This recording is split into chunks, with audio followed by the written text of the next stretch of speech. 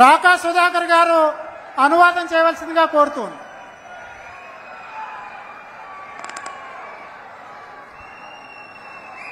నా ఆంధ్ర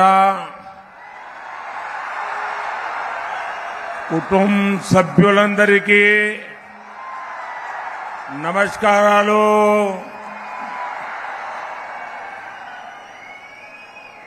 राजा महेंद्रवरम वासियों को नमस्कार. मैं गोदावरी मां को प्रणाम करता हूं. इस धरती पर आदि कवि नन्नय्या ने तेलुगु का सबसे पुराना साहित्य रचा था. मैं देख रहा हूं आज वो धरती एक नया इतिहास रचने जा रही है. నా ఆంధ్ర కుటుంబ సభ్యులారా, రాజమహేంద్ర వాసులారా, మీ అందరికీ నమస్కారాలు. నేను తల్లి గోదావరికి తల వంచి నమస్కరిస్తున్నాను. ఈ నేల మీదే ఆదికవి నన్నయ్య తెలుగులో తొలి కావ్యాన్ని రచించారు. ఇప్పుడు ఈ నేల నుంచి కొత్త చరిత్ర ప్రారంభమవుతున్నది నాకు స్పష్టంగా కనిపిస్తోంది. साथियों, 13 मई को आप अपने वोट से आंध्र प्रदेश की विकास यात्रा का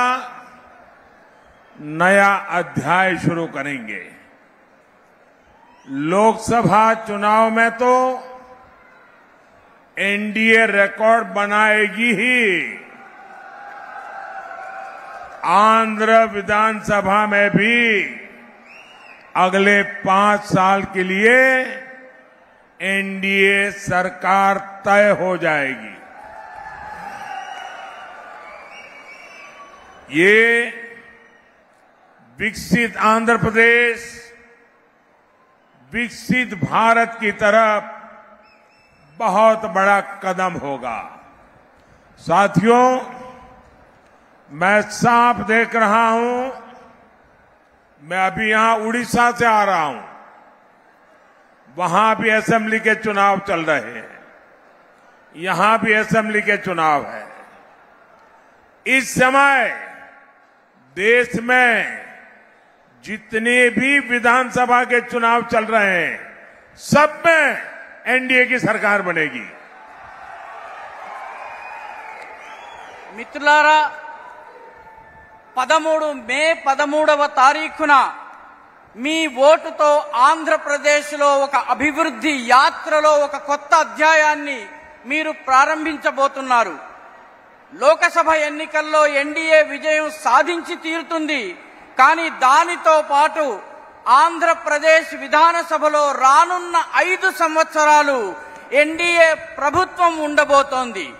ఇది వికసిత ఆంధ్రప్రదేశ్, వికసిత భారతదేశంలో ఉన్నటువంటి ఒక పెద్ద అంతర్భాగంగా ఉండబోతోంది. మిత్రులారా, నాకు చాలా స్పష్టంగా కనిపిస్తోంది. నేను ఒడిశా నుంచి వచ్చాను. అక్కడ కూడా విధానసభ ఎన్నికలు జరుగుతున్నాయి. ఇక్కడ కూడా విధానసభ ఎన్నికలు జరుగుతున్నాయి.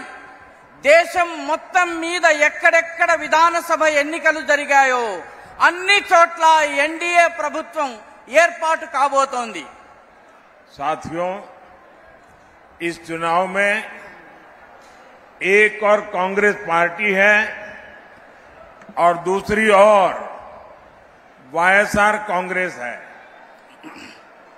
कांग्रेस के नेता यहां नतीजों से पहले ही हार मान गए चुके हैं और आंध्र प्रदेश की जनता ने वाईएसआर कांग्रेस को भी पूरी तरह रिजेक्ट कर दिया है.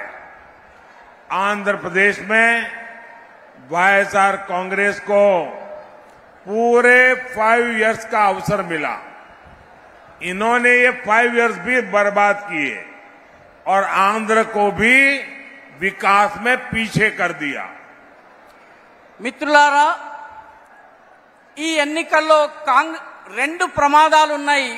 ఒకటి కాంగ్రెస్ పార్టీ, రెండవది వైఎస్ఆర్ కాంగ్రెస్. కాంగ్రెస్ నాయకులు ఎన్నికల ఫలితాలు వెలువడడానికి ముందే పరాజయాన్ని అంగీకరించారు. ఆంధ్రప్రదేశ్లో ఉన్నటువంటి ప్రజానీకము వైఎస్ఆర్ కాంగ్రెస్ ని కూడా పూర్తిగా తిరస్కరించింది. ఆంధ్రప్రదేశ్లో వైఎస్ఆర్ కాంగ్రెస్ ప్రభుత్వానికి 5 సంవత్సరాలు అవకాశం లభించింది. కానీ ఈ 5 సంవత్సరాలని వాళ్ళు పూర్తిగా వృధా చేశారు.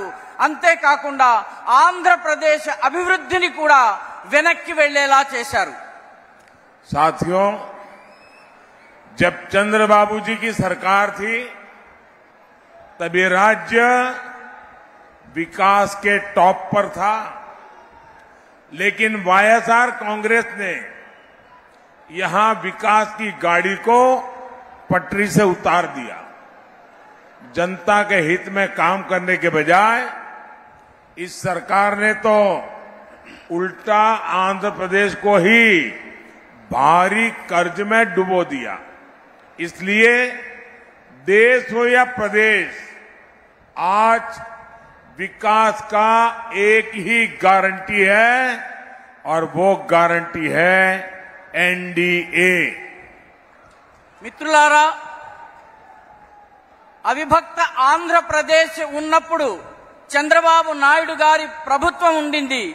ఆ ప్రభుత్వము అభివృద్ధిలో ఈ రాష్ట్రాన్ని అన్నిటికన్నా పైన టాప్ కి తీసుకువెళ్ళింది. కానీ రాష్ట్రం ఏర్పాటైన తరువాత వైఎస్ఆర్ కాంగ్రెస్ ఈ అభివృద్ధి రథం ఏదైతే ఉందో దాన్ని పట్టాలు తప్పించింది. ప్రజల హితం కోసం, మేలు కోసం పనిచేయడానికి బదులు ఈ ప్రభుత్వము ఆంధ్రప్రదేశ్ ని భారీ అప్పుల ఊబిలో కూరుకుపోయేలా చేసింది. కాబట్టి దేశమైన, ప్రదేశమైన, దేశమైన, రాష్ట్రమైన నేడు అభివృద్ధికి ఉన్నటువంటి ఏకైక గ్యారంటీ ఎన్డీఏ. साथियों, आंध्र युवाओं और युवा टैलेंट का प्रदेश है।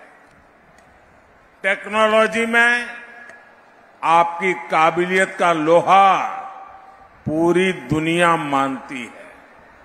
इसलिए आज जब देश तेजी से आगे बढ़ रहा है तो आंध्र का तेजी से आगे बढ़ना उतना ही जरूरी है। लेकिन यहां की राज्य सरकार में ये उम्मीद बेकार है। डेवलपमेंट के नाम पर यहां काम 0 और करप्शन 100% हुआ है।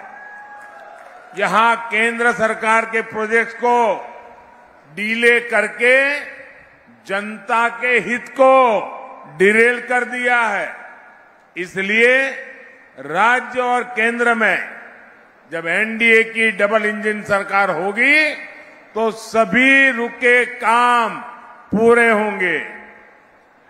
మిత్రులారా, ఆంధ్రప్రదేశ్ యువతలోని సామర్థ్యానికి చెందినటువంటి రాష్ట్రము. టెక్నాలజీలో, సాంకేతిక పరిజ్ఞానంలో, ఆ సామర్థ్యంలో ఆంధ్రప్రదేశ్ యువకుల శక్తిని యావత్ ప్రపంచం గుర్తించింది. అందుకే ఈ దేశము వేగవంతంగా అభివృద్ధి చెందాలన్నట్లయితే చెందుతున్నటువంటి సమయంలో ఆంధ్రప్రదేశ్ కూడా అంతే వేగవంతంగా అభివృద్ధి చెందడం చాలా అవసరం. కానీ ఇక్కడ ఉన్నటువంటి రాష్ట్ర ప్రభుత్వం నుంచి ఈ రకమైనటువంటి దాన్ని ఆశించటము పూర్తిగా వృధా. అభివృద్ధి పేరిట ఇక్కడ పనులు 0, కానీ కరప్షన్ మాత్రం 100%, 100% జరిగింది. కాబట్టి ఇక్కడ కేంద్ర ప్రభుత్వం యొక్క ప్రాజెక్టులను డీలే అంటే ఆలస్యం చేయడం జరిగింది. జనత యొక్క మేలు, జనత యొక్క బాగుని డీరైల్ అంటే పట్టాలు తప్పించడం జరిగింది. కాబట్టి రాష్ట్రంలో, కేంద్రంలో ఎన్డీఏ యొక్క డబుల్ ఇంజన్ ప్రభుత్వం ఉండాలి. అప్పుడు మాత్రమే ఆగిపోయిన పనులన్నీ మళ్లీ ప్రారంభమవుతాయి. भाइयों बहनों, आपको कांग्रेस से भी उतना ही सावधान रहना है। आप याद करिए, 10 साल पहले कांग्रेस ने देश को कहां पहुंचा दिया था। जब कांग्रेस केंद्र सरकार में थी, भारत की चर्चा स्कैम के लिए होती थी। మిత్రులారా, సోదర సోదరీమణులారా, మీకు కాంగ్రెస్ విషయంలో కూడా అంతే జాగ్రత్తగా ఉండవలసిన అవసరం ఉంది. గుర్తుంచుకోండి, 10 సంవత్సరాల ముందు కాంగ్రెస్ ప్రభుత్వము దేశాన్ని ఏ అధోగతిలోకి తీసుకెళ్లింది. అప్పుడు కాంగ్రెస్ కేంద్ర ప్రభుత్వంలో అధికారంలో ఉన్న సమయంలో భారతదేశంలో స్కాముల గురించి తప్ప మరొక దాని గురించి చర్చ లేదు. भाइयों और बहनों, ये कांग्रेस वाले, इंडी अलायंस वाले गुस्से में आए दिन ईडी ईडी चिल्लाते रहते हैं। आप जानते हैं ऐसा ये क्यों करते हैं? इसका जवाब आज पूरा देश टीवी पर देख रहा है। झारखंड में ईडी ने नोटों के पहाड़ खोदकर निकाले हैं। कांग्रेस के मंत्री के निजी सचिव के नौकर के पास से ये नोटों का पहाड़ निकला है। सोचिए, कांग्रेस वालों ने अपने नौकर के घर को काली कमाई का गोदाम बना रखा था। ये पहला मौका नहीं है। इससे पहले भी कांग्रेस के एक सांसद के पास से नोटों का इससे भी बड़ा पहाड़ मिला था। इतने नोट है कि मशीनें भी गिनते गिनते थक जाती हैं। साथियों, आज मैं देश के सामने एक और संयोग की बात करूंगा। आखिर ऐसा क्यों है कि जिनके पास से भी नोटों के ये पहाड़ मिलते हैं, वो कांग्रेस की फर्स्ट फैमिली के करीबी होते हैं? ऐसा क्यों होता है? कहीं ऐसा तो नहीं कि जो पैसे पकड़े जा रहे हैं वो कहीं सप्लाई होने के लिए रखे थे? कहीं ऐसा तो नहीं कि कांग्रेस की फर्स्ट फैमिली ने देश भर में ऐसे ही काली कमाई के गोदाम बना रखे हैं? देश ये कांग्रेस के शहजादे से जरूर जानना चाहता है। साथियों, मोदी जब इनकी काली कमाई पकड़ लेता है तो ये मोदी को गालियां पर गालियां देते हैं। लेकिन मोदी को गालियों की नहीं, गरीब की चिंता है। उस गरीब की जिसका पैसा इन भ्रष्टाचारियों ने लूटा है। इसलिए मोदी कानूनी सलाह ले रहा है। अभी तो ईडी ने ही सिर्फ 1.25 लाख करोड़ रुपए की संपत्ति अटैच की है।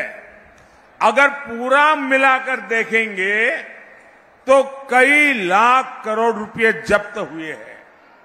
मैं कानूनी राय ले रहा हूं कि जिनको लूटा है उनको वापस पैसे कैसे लौटाया जा सकता है। पहले भी मोदी ऐसे ही 17,000 करोड़ रुपए उसके हकदारों को लौटा चुका है। किसी गरीब का हक नहीं मारा जाएगा, ये मोदी की गारंटी है। సోదర సోదరీమణులారా, ఈ కాంగ్రెస్ నాయకులు, అదేవిధంగా ఇండి అలయన్స్ నాయకులు ప్రతిరోజు కోపంతో ఈడీ పైన ఎందుకు ఈడీ ఈడీ అని అరుస్తూ ఉంటారు. మీకు తెలుసా ఇలా ఎందుకు జరుగుతుందో? ఎందుకంటే దీని జవాబు ఈరోజు మొత్తం దేశము టీవీలో చూస్తోంది. ఏం జరిగింది?